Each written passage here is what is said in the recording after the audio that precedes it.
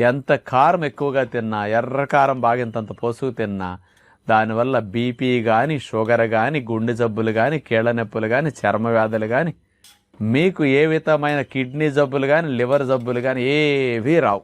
దీర్ఘ రోగాలు, మనం బాధపడే మందులు వేసుకునే మొండి రోగాలు ఏవి రావటానికి కారానికి సంబంధం అసలు లేదు.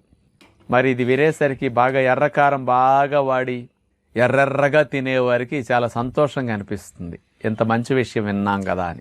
ఇది యథార్థము. అసలు కారానికి జబ్బులు కలిగించే గుణం అట్లాంటిది లేదండి.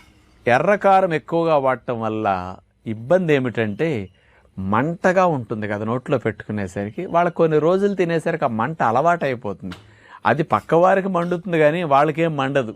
కాబట్టి ఈ సెల్స్ అలవాటు అయిపోతాయి. ఏదైనా ఎక్కువైతే తినేటప్పుడు కారానికి నోట్లో లాలాజలం వస్తుంది, కొంచెం కళ్ళమ్మట నీళ్లు, ముక్కమ్మట నీళ్లు కారం